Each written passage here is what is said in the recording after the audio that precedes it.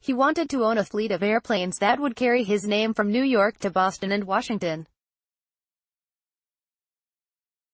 The airline would be luxe and lavish, fresh leather seats, marble-like counters and flights christened with champagne, like everything else that is branded Trump, and he didn't care how much it cost him, as long as it served to burnish his brand. The first day I met him, October 4, 1988, he told me, "I'm not doing this because I want to make a lot of money," recalled Bruce Nobles, the airline executive Trump recruited to run his Trump shuttle. The shuttle operation was a New York institution. Anybody who was anybody, any of the power brokers in the Northeast, took the shuttle on a daily basis. Donald wanted all of those people flying on his airline, Noble said. So when the owner of Eastern Air's nearly bankrupt New York-based shuttle service refused to go lower than the $365 million price tag most experts then and now considered overpriced, Trump, committed to the endgame, agreed. About a year later, Trump defaulted on the over-leveraged airline's loans amid a series of ill-advised cost overruns that coincided with an economic recession. Now as President Donald Trump lands in Singapore for a historic summit with the North Korean leader Kim Jong-un, many of Trump's advisors quietly worry he is overly eager to ink another deal, the biggest of his career, that could define his presidential legacy. The stakes this time are much higher, of course, as Trump seeks to negotiate the end to a half-century-old conflict in North Korea's decades-old nuclear program, which could soon produce a nuclear-tipped missile capable of striking the U.S. mainland. But Trump invites the comparison to his career in business, making clear he will be leaning on decades of deal-making when he faces Kim for the first time this week. "I've been preparing for this all my life," Trump said as he left the White House on Friday.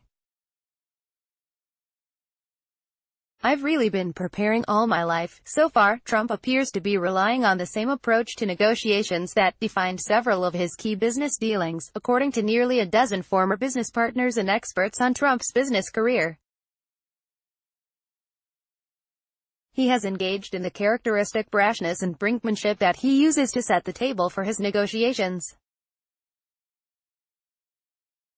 He has threatened to walk away from table, but ultimately stayed the course.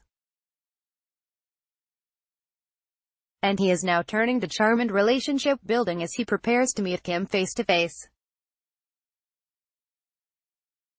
But as North Korea experts, U.S. allies and the president's own advisors worry that Trump is taking a freewheeling approach to the negotiations and shirking subject matter expertise, those who have sat next to and across the negotiating table from Trump are unsurprised, get it at any price, and ignore the experts when Trump is eager to make a deal. Everything else fades from view, explained Jack O'Donnell, a former Trump Organization executive. Sometimes he would say, get it at any price. When he makes his mind up that he wants something, it really doesn't matter. The economics begin to disappear for him, O'Donnell said, adding Trump would only get upset about deals made to satisfy those desires once the bill arrived. Experts Trump hired to run his various enterprises repeatedly hit walls when their advice ran counter to Trump's gut instincts or his vision of success, like when Trump aimed to convert the commuter airline he purchased into a luxury experience, even as passengers made clear they overwhelmingly prized efficiency and reliability. Nobles, the airline executive, warned Trump the $1 million makeover he wanted each plane to undergo would do little to attract new customers, pointing him to clear-cut survey data. Even when the over-leveraged airline became tight on cash, Trump would not be swayed, instead urging Nobles to reduce the pilots per plane from 3 to 2, an impossibility for the airline's Boeing 727s. "He hired me because I supposedly knew what I was doing, but he firmly believes that he's the smartest guy in the room," Nobles said. "If you tell him something that matches what he thinks, then you're a genius. Otherwise, he pretty much doesn't pay attention." But relying on experts who disagree with him would amount to self-betrayal, said Trump biographer and CNN contributor Michael D'Antonio. Like, he's abandoning himself. Trump grasped the fields he was interested in, such as development contracts, construction costs and promotion. But even the details of his own financial situation appeared to stump him when he faced bankers and lawyers during bankruptcy negotiations in the early 1990s. Ben Berzin, a former executive vice president at PNC Bank who negotiated with Trump to restructure loans then, said Trump often appeared to not acknowledge the reality of his financial situation and the ramifications of making certain agreements. He would say things in meetings that his attorneys would have to backtrack on, Berzin said. To the point where his attorneys would have to make sure that before any meeting was held that there was an agreement where anything that was said in meetings would not be bound until it was put into writing. He just goes and he does it. Trump unprepared and off the cuff is what several of the president's top advisors are worried about as he arrives in Singapore. Trump has sat for several prep sessions with his advisors, namely Secretary of State Mike Pompeo, who has twice met with Kim, and aides say he spends much of his time focused on the negotiations. But he has also been skeptical of advice from career North Korea experts and has privately cast himself as knowledgeable about North Korea based on his business dealings in Asia and his sense that he understands what drives Kim.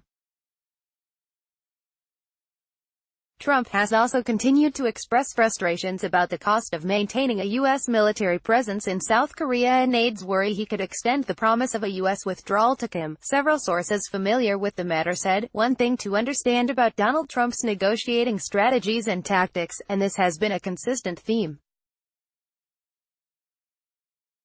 all the way through his entire business career, he is an incredibly instinctive, intuitive, off-the-cuff, winging-it negotiator, explained Marty Latz, the author of the forthcoming book The Real Trump Deal. This is not someone who takes a lot of time to do strategy. He's not someone who's going to extensively read the research in negotiations.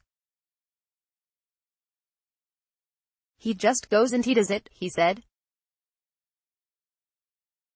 Personal charm. Trump won't be entirely unpredictable, though, as he arrives at the Capella Hotel on Singapore's Sentosa Island to sit down with Kim. Trump's instincts also push him to lean on his salesman-like charm and his instinct for relationship building over confrontation during in-person meetings. He believes that the force of his personality is enough to shape the world, said D'Antonio, the author of Never Enough, and The Truth About Trump. He thinks that if he shakes your hand, and puts your arm around his shoulder or gives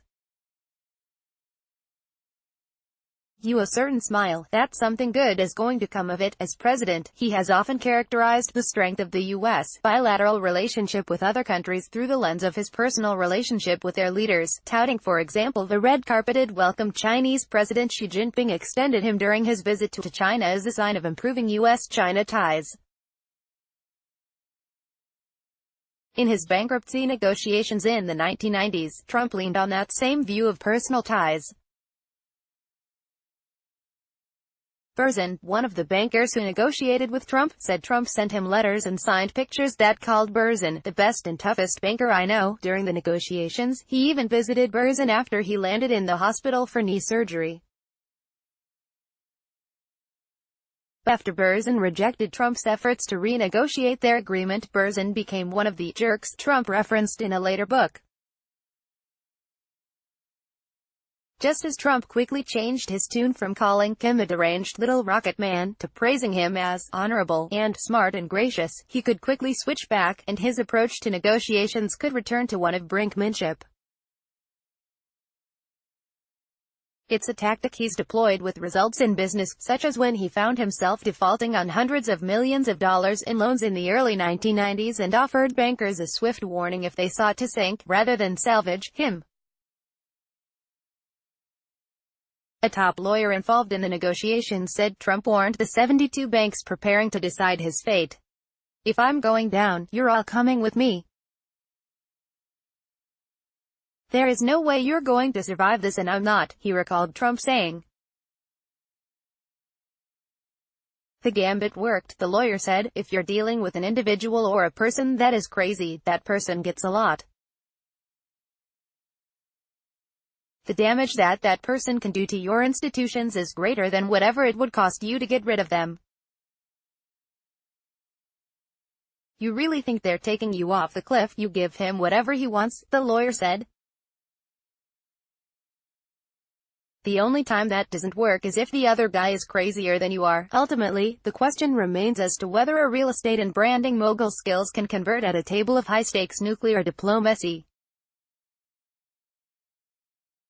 He has struggled to make that application to dealmaking during his presidency, and D'Antonio, the biographer who has studied Trump for more than 2 decades, worries they won't take in Singapore. He is an old dog who is not learning new tricks, and he may not be interested in learning them, D'Antonio said. His talent is for getting into a room and performing a role that he is very comfortable with, but it's really up to everyone else to fill in the details.